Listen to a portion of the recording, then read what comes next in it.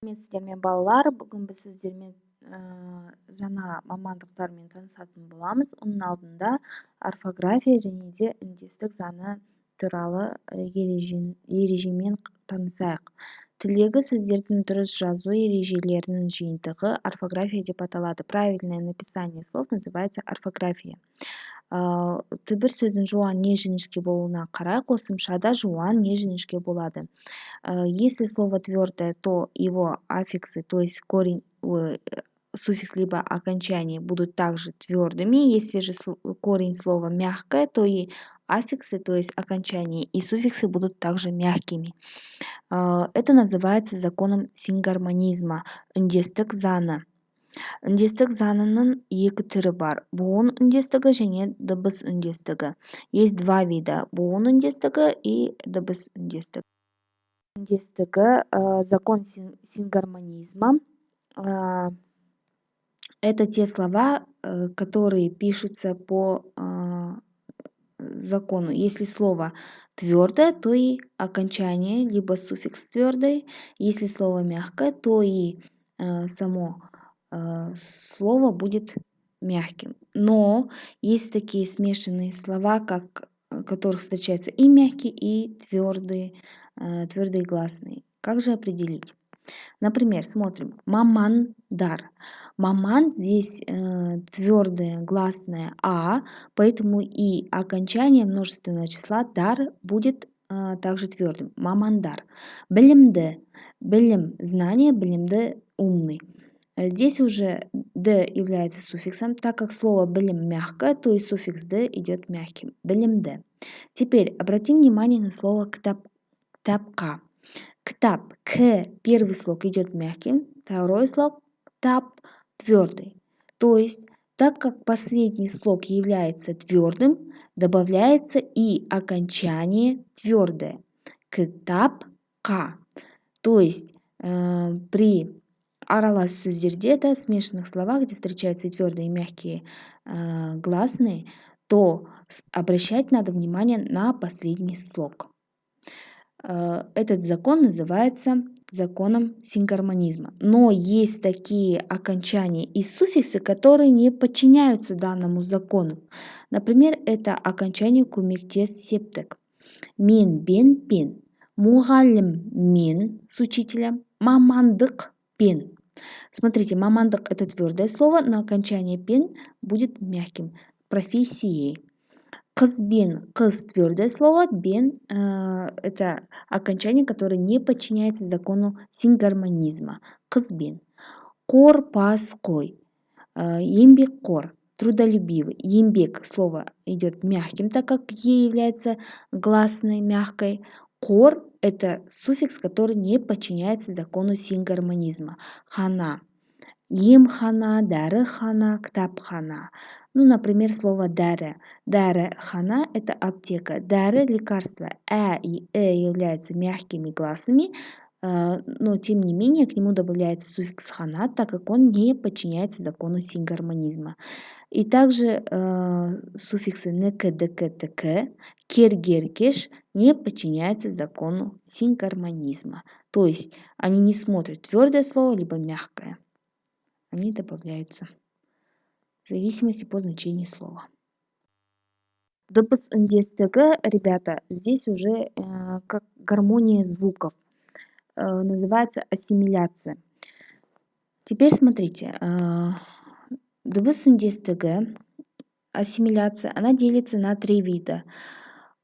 Ілгерінді ықпал, кейінгі ықпал, тоғыспалы ықпал. Сегодня мы с вами остановимся на ілгерінді ықпал и кейінгі ықпал. Ребята, ілгерінді ықпал, его закон следующий. Если слово заканчивается на согласный глухой звук, то и окончание начинается, либо суффикс начинается также с глухого согласного звука. Например, жұмысты.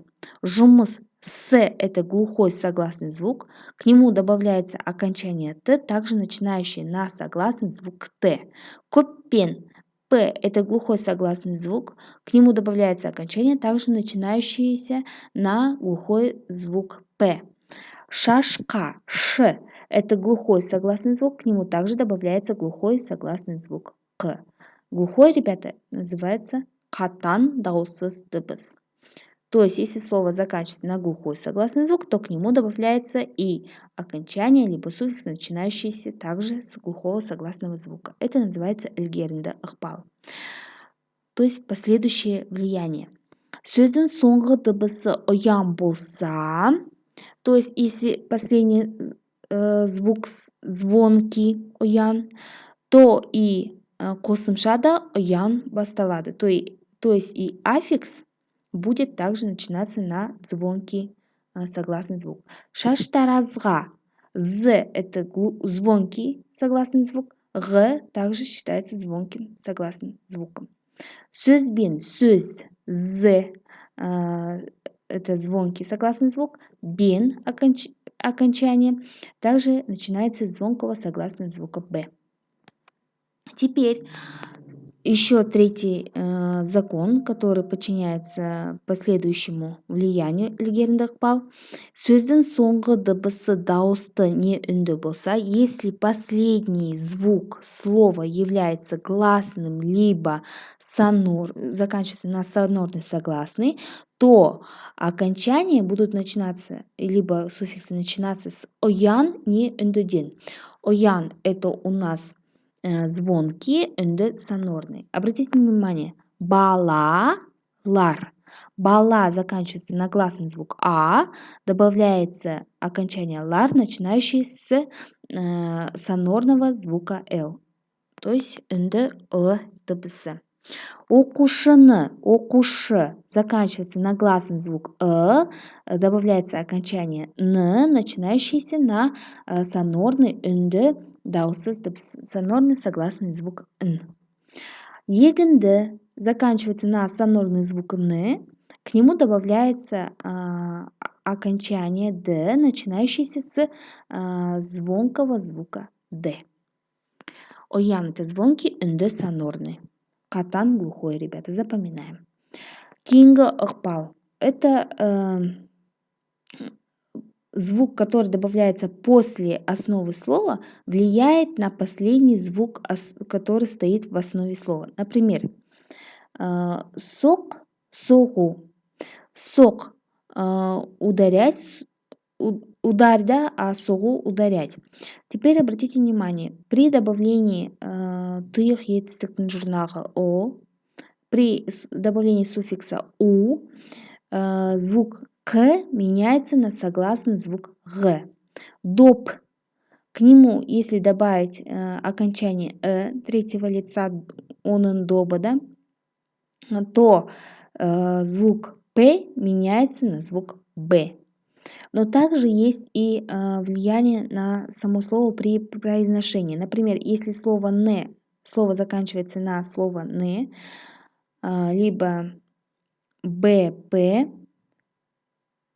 если к слову добавляется окончание, либо суффикс, начинающийся с звука «бп», то звук «не» слышится как звук «м». Например, «сембе» пишется «не», «сенбе», но мы при произношении слышим «сембе», «м». «Он без». При произношении мы слышим «ом без», а при написании правильно писать «он без». «Сәрсенбе». При произношении мы слышим «сәрсем мы», «сәрсенбе», а правильно писать «сәрсенбе». Вот это называется, ребята, кейінгі ықпал. Еще у вас слайды сохранены, просмотрите для того, чтобы еще глубже понять данную тему. Становимся с вами на профессиях. Новые профессии современного мира. Да? Бариста. Кофе дайындайтын арнайы маман. Это специалист, который готовит кофе. Радиохирург. Радиотолқындардың көмегімен операция жасайтын дәрігер. Это врач, который делает операции с помощью радиоволн. Инженер-орманшы. Орманның жағдайын тексеріп жүретін маман. Инженер-лесник – это специалист, который следит за положением в лесу, да? Имиджмейкер. Адамға сәнді образды таңдап, талғамын жақсартуға тырысады. Имиджмейкер – это специалист, который создает образы людям и помогает улучшить вкус человека. Headhunter бір компанияның жақсы мамандарын басқа компанияға аулап беретін мамандар. Headhunter – это специалист, который переманивает лучших специалистов других компаний в другую компанию. Speechwriter – көпшілік алдында сөйлейтін мәтінді жазып, дайындап беретін маман. Speechwriter – это специалист, который готовит речь для человека перед выступлением большой публики. Мәтінде кездесетін тағы бір жаңа мамандықтар, еще профессии, которые будут встречаться вам в задании, это бренд-менеджер. Тауарды сатуды ғана емес, оның қалай өндірілетінін жақсы білетін маман. Бренд-менеджер – это специалист, который знает не только, как продавать данный товар, да, а еще как он был создан. Логистик – это специалист, который следит за перевозкой груза. Жүк тасымалын қадағалайтын маман. Промоутер – компанияның өнімді сату, жарнамалау және өткізу жұмыстарын шұғылданатын өкілі. Промоутер – это специалист, который помогает продать либо рекламировать продукцию определенной компании.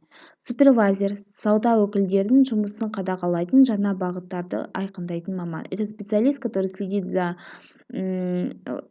продажей и также ищет новые пути, новые направления продаж. Веб-мастер – сайт жасаумен шұғылданатын маман. Это специалист, который создает новые сайты. Копирайтер – сайт үшін контент құрушы. Копирайтер – это специалист, который создает контент для сайта, то есть какую-либо информацию контент. Коучер – қызметшілердің потенциалын өсіретін маман. Коучер – это специалист, который помогает увеличить потенциал работников какой-либо компании, какого-либо офиса. Интервьюер – это әлеуметтік зерттеулер үшін сауалнама, сұхбат жүргізетін маман. Это специалист, который проводит анкетирование, интервью для социальных исследований. Девелопер – жылжымайтын мүлік саласында оны жобалау және құрылысын жүзеге асырумен шұғылданатын маман. Это специалист, который работает над недвижимостью и ее проектированием. Сомелье – ресторандарда сусындардың таратылуына жауапты кәсіби маман. Сомелье – это специалист, который работает в ресторане и следит за напитками, да, как правильно наливать гостям напитки. Джобер – оның жұмысы брокердің жұмысына ұқсайды, бірақ джобер акцияларды сатып алуға және сатуға өз ақшасын жұмсайды. Джобер эта профессия похожа на профессию брокера. Брокер – это тот специалист, который продает акции, но здесь джобер, он также продает и покупает акции, но только за свои деньги. Рецепшенист – тұтынушылар қабылдау және келушілерді тіркеумен шұғылданатын қызметші. Это специалист, который встречает гостей и регистрирует гостей. Да? В основном это у нас в гостиницах рецепшенисты работают. Ну, еще есть очень много профессий, которые появились в соответствии ногу, да, с новым временем. Это в основном интернет профессии, которые можно работать на удаленке за компьютером. Поэтому, ребята, это новые профессии, можно их изучить и работать, уже думать над данным направлением. Осымен сабақ аяқталды. Рахмет, сау болыңыздар.